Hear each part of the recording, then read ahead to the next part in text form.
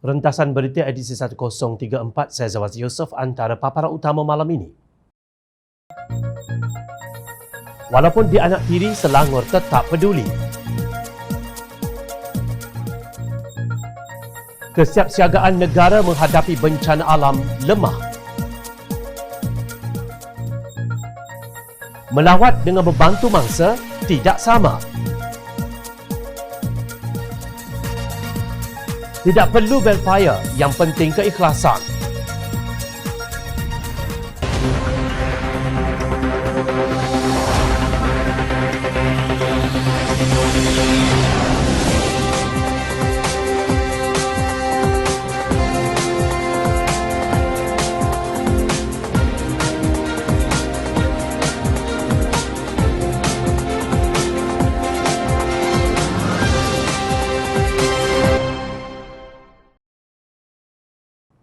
Assalamualaikum dan salam sejahtera.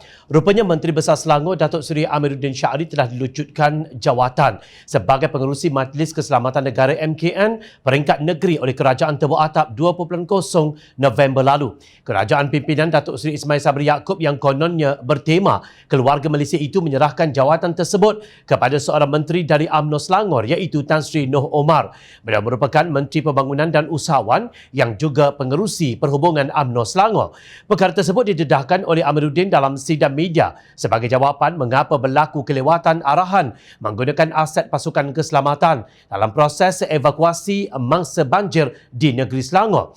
Ada soalan kenapa saya tidak mempengerusikan MKN sebab menjelang bulan November lepas saya dimaklumkan MKN di bawah Jabatan Perdana Menteri pengerusinya telah diserahkan kepada Menteri Kabinet. Jadi saya tidak boleh menghubungi polis atau tentera sebagai pengerusi MKN pada waktu tersebut. Kalau saya ada peluang, mungkin pada 18 Disember saya telah pun menghubungi MKN. Ini bukan blame game tetapi saya nak beritahu kronologinya, jelasnya. Bagaimanapun kata Amiruddin, mulai 22 Disember beliau akan menjawat semula pengerusi MKN bagi memudahkan penyelarasan bantuan agensi persekutuan selepas banjir. Setelah dihubungi oleh pihak MKN untuk mempengerusikan MKN di peringkat negeri Selangor, saya akan panggil semua termasuk pembangkang untuk kita selaras proses pemulihan, katanya. Dalam sidang media tersebut, Menteri Besar juga mengumumkan penubuhan tabung ikhtiar Selangor Bangkit sebagai platform untuk menerima sumbangan bantuan khususnya daripada pihak swasta atau orang ramai.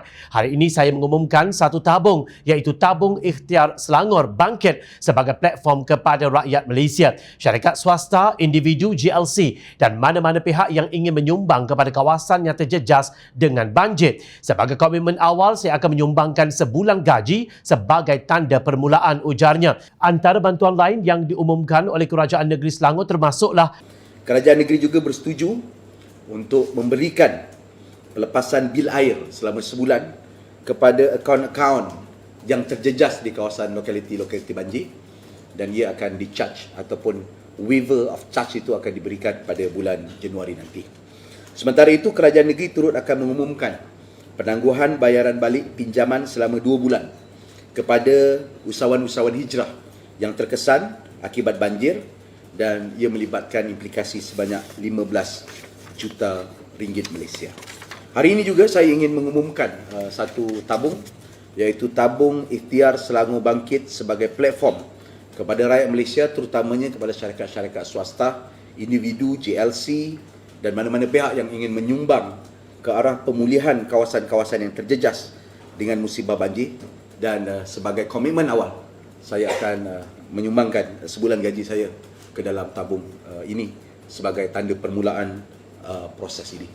RM1,000 disalurkan Kerajaan Negeri kepada setiap keluarga yang terkesan banjir di Selangor dan Kerajaan Negeri akan menyalurkan sumbangan RM10,000 kepada waris mangsa yang meninggal akibat banjir di Selangor. Sidang media Menteri Besar Negeri Selangor dapat dicapai menerusi siaran media Selangor di laman Facebook rasminya. Ia tiada di media perdana, Radio Televisyen Malaysia RTM. Walaupun Kerajaan Negeri Selangor merupakan penyumbang utama keluaran dalam negeri kasar KDNK Nasional pada tahun 2020, iaitu kira-kira 24%. Demikian menurut Ketua Perangkawan Malaysia, Datuk Seri Dr. Muhammad Uzir Mahidin pada 1 Julai lalu. Justru terselah wajah kezaliman kerajaan persekutuan dalam usaha mereka menghalang keberkesanan usaha kerajaan Selangor untuk memakmurkan negeri. Tidak dapat dinafikan mereka, yakni kerajaan persekutuan, melakukan ini sebagai persediaan menjelang pilihan raya umum ke-15 yang mungkin dijalankan dalam masa terdekat. Ia dilakukan seiring dengan cubaan untuk meminda Akta Pencegahan dan Pengawalan Penyakit Berjangkit 1998, Akta 342 oleh Kementerian Kesihatan Malaysia KKM. Akta ini yang mengandungi hukuman yang sangat tidak munasabah seperti denda maksimum RM10,000 atau penjara untuk tempoh maksimum 7 tahun atau kedua-duanya bagi individu melanggar prosedur operasi standard SOP seperti gagal memakai pelitup muka serta penjarakan fizikal. Penguatkuasaan Akta 342 ini akan dipegang oleh MKN yang berpotensi besar untuk disalahgunakan bagi mengekang aktiviti Pakatan Harapan semasa berkempen dalam PRU15 nanti. Sebelum ini, KKM didakwa enggan untuk berkongsi data mentah COVID-19 kepada kerajaan-kerajaan negeri. Menurut bekas Menteri Kesihatan Datuk Seri Dr. Zulkifli Ahmad yang juga pengerusi Selangor Task Force for COVID-19 atau STFC, keengganan pihak KKM berkongsi data berkenaan menyebabkan kerajaan negeri seolah-olah bertinju dalam keadaan mata tertutup dan tangan terikat. Namun, langkah jahat kerajaan persekutuan itu gagal mematahkan semangat pasukan STFC dan Selangor terus mencatatkan penurunan dalam kes jangkitan COVID-19. Jawatan tersebut kini dikembalikan kepada Menteri Besar Selangor kerana kerajaan persekutuan didapati mandul dalam menggerakkan usaha membantu mangsa banjir di negeri berkenaan. Setakat siang tadi, jumlah kematian di Selangor ialah 23 orang. Pada tangan pemimpin kerajaan persekutuan itu terpalit dengan darah mangsa banjir di Selangor. Benar, ini bukan blame game atau menyalahkan pihak lain. Tetapi maaf cakap, UMNO dan Barisan Nasional sudah lama terliur untuk kembali menguasai negeri Selangor yang kaya ini.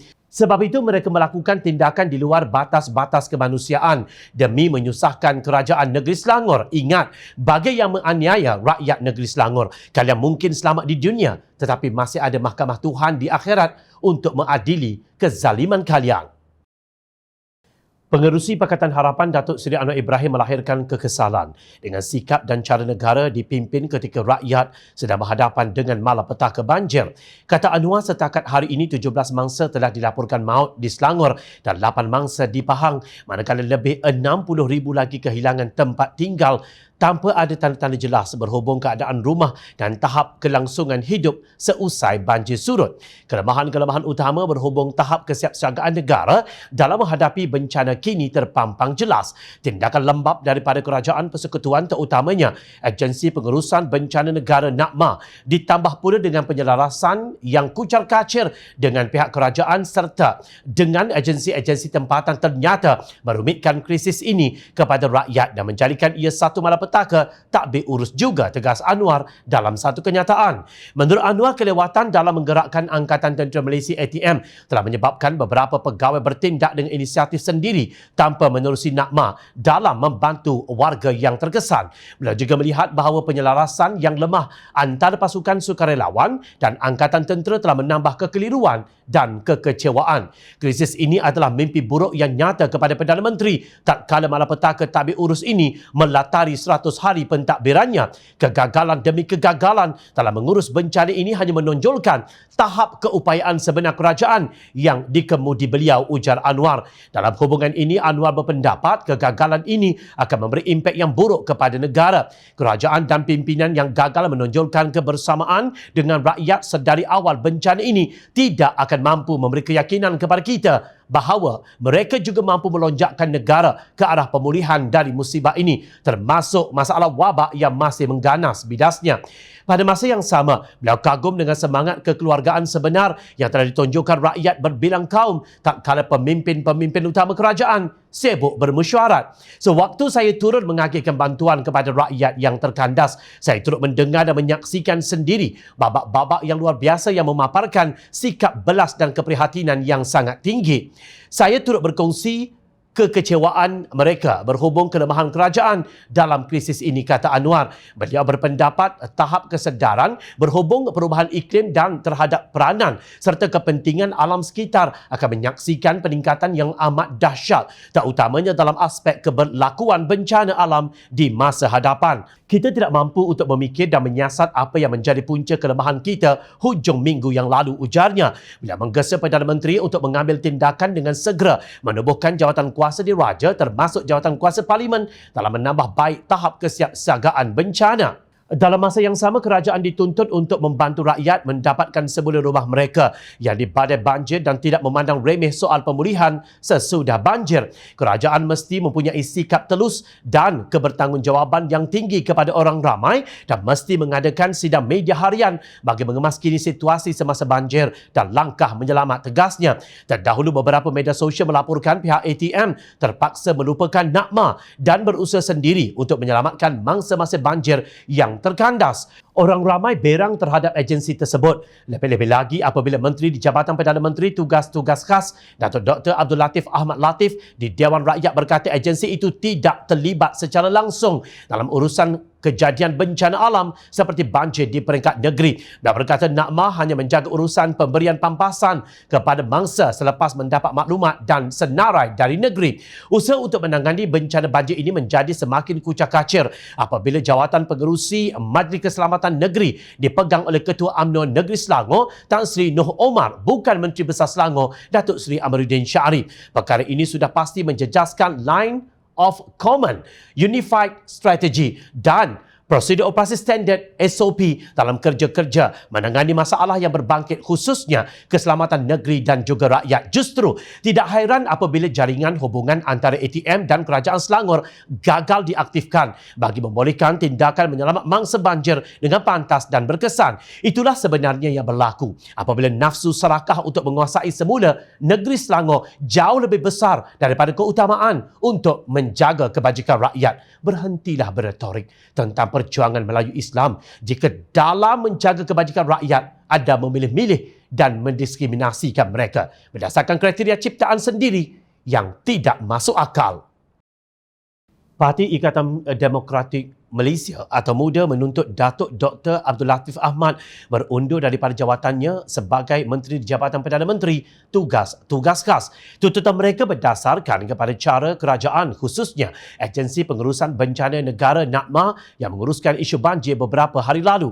Kami merujuk kepada beberapa laporan portal akhbar yang menyatakan Angkatan Tentera Malaysia ATM lambat dihantar ke kawasan bencana banjir di sekitar Lembah Kelang kerana NACMA gagal mengkoordinasi bantuan bencana, kata Ketua Penerangan MUDA Zaidil Baharudin dalam satu kenyataan. Beliau juga mendakwa ada menerima laporan bahawa NACMA agak keberatan untuk melibatkan ATM atas sebab-sebab yang tidak diketahui. Menurut Zaidil, MUDA melihat sendiri bagaimana kerja-kerja membantu itu gagal dijalankan dengan lancar berdasarkan pengalaman sukarelawan parti itu di lapangan. Sebelum ini pada 15 November lalu, satu portal berita melaporkan Abdul Latif berkata NACMA hanya menjaga urusan pemberian pampasan kepada mangsa selepas mendapat maklumat dan senarai daripada kerajaan negeri. Laporan memetik Abdul Latif sebagai berkata NACMA tidak bercadang untuk menempatkan pejabat dan kaki tangannya di peringkat daerah kerana ia melibatkan kos yang besar. MUDA berpendapat apa yang dilakukan Abdul Latif adalah sangat tidak wajar memandangkan kerajaan sudah membazirkan wang rakyat untuk menanggung kos berpuluh ribu ringgit setiap bulan bagi membayar menteri terbabit serta segala pegawai dan pengiringnya. Seterusnya, MUDA mengingatkan bahawa keutamaan ketika ini ialah memberikan bantuan kepada mangsa bencana, bukan melayan kunjungan orang kenamaan. Bot dan semua aset harus diberi keutamaan untuk menyelamat dan membantu mangsa, bukannya ditumpukan untuk membawa pelancong bencana yang datang melawat kawasan. Para menteri dan pembesar yang hadir datanglah untuk membantu. Kalau tidak pun, sekurang-kurangnya janganlah datang dan menyusahkan pula, tegasnya. Menteri dilihat berkongsi imej dan video yang memaparkan pengalaman melawat mangsa banjir di laman sosial milik mereka. Tak rasa malu langsung, menteri hanya sibuk dengan publicity, sedangkan mangsa terpinga-pinga berhadapan dengan masa depan yang tidak menentu. Mungkin kita anggap mudah sebuah parti politik yang ahlinya rata-rata hanya setahun jagung usia mereka dalam menempuh asam garam kehidupan. Namun luahan hati mereka berhubung isu kelemahan pihak kerajaan NACMA dalam menangani masalah banjir ini tidak harus dipandang enteng. Sebenarnya, MUDA merupakan kumpulan terkini yang menuntut supaya menteri berkenaan meletakkan jawatannya. Sebelum itu, Presiden Pertubuhan Kemasyarakatan Rakyat Pekemas, Faizan Muhammad Nur berkata, Abdul Latif Ahmad sepatutnya bertanggungjawab dan melepaskan jawatannya kerana menjadi beban kepada kerajaan. Kita tak boleh menerima apabila dia kata Nakma hanya urus pampasan yang tidak terlibat dalam kerja kejadian bencana alam yang sedang terjadi, katanya dalam kenyataan lapor beberapa media. Bila mengulas kenyataan Abdul Latif bahawa Nakma tidak terlibat secara langsung dalam urusan kejadian bencana alam seperti banjir di peringkat negeri. Faizan menegaskan Nakma sebagai satu agensi peneraju pengurusan bencana sepatutnya mengaturkan segala gerak kerja dan koordinasi semua pihak yang terlibat dalam pengurusan bencana. Namun perkara itu juga gagal dilaksanakan Nakma. Kalau setakat pampasan itu syarikat insurans boleh buat dan rakyat tengah tunggu apa pegawai tinggi dalam Nakma sedang buat untuk urus banjir ini, ujarnya seperti dipetik. Banjir sebenarnya bukan hanya berlaku di negeri Selangor. Rakyat Pahang juga turut ditimpa musibah yang sama dan bilangan mangsa banjir yang ditempatkan di Pusat Pemindahan Sementara PPS terus meningkat, lapor bernama. Di Melaka, Kelantan dan Negeri Sembilan, bilangan mangsa yang ditempatkan di PPS telah berkurangan. Bagaimanapun di Perak, 266 mangsa banjir masih ditempatkan di 2 PPS di daerah hilir Perak kerana rumah kediaman mereka masih digenangi air menurut laporan.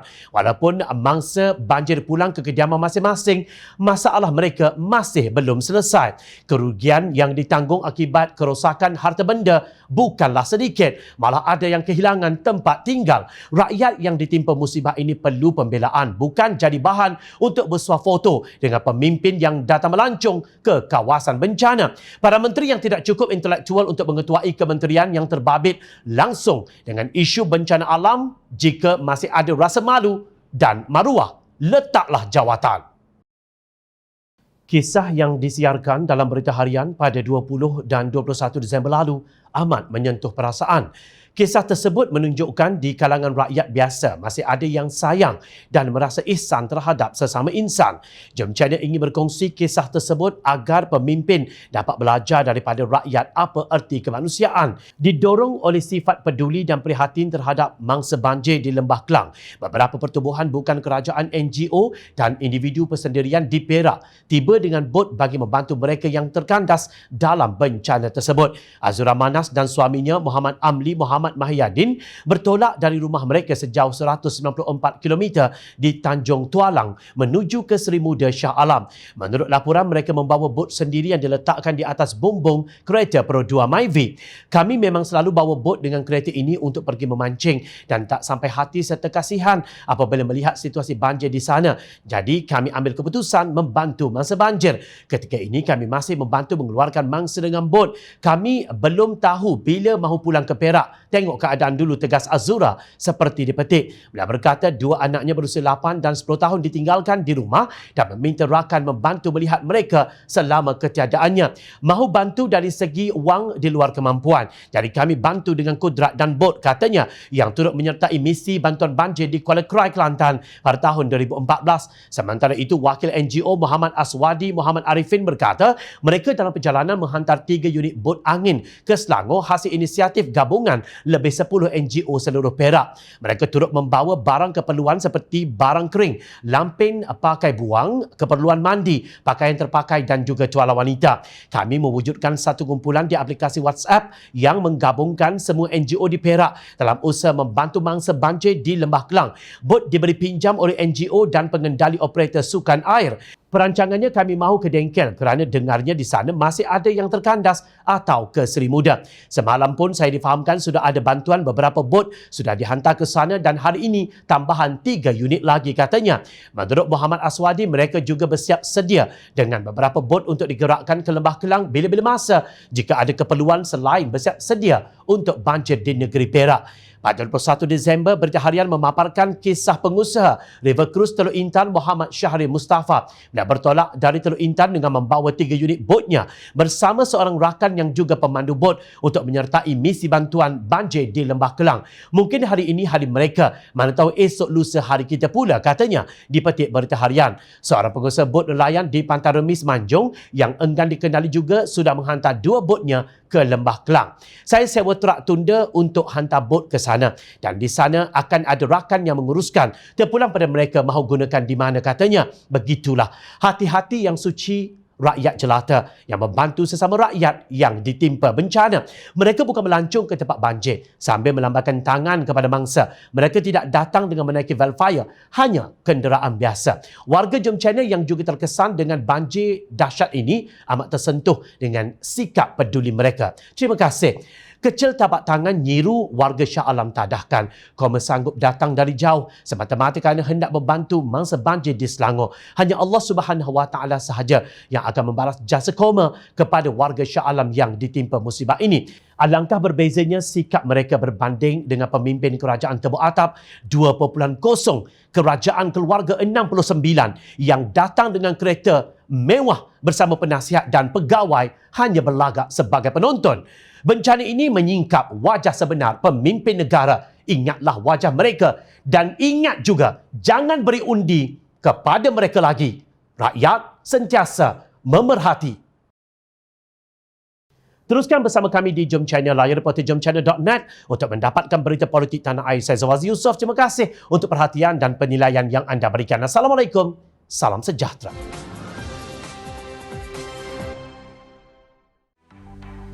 Mencari maklumat dan berita politik yang bebas, kupasan yang tepat, panas. Dapatkannya secara eksklusif hanya di Jom Channel. Komitmen kami, pentasan berita Isnin hingga Jumaat. Berbicara dan isu semasa, kami garapkan secara langsung. Panel-panel berkaliber dan profesional. Interaktif, pandangan anda kami raikan.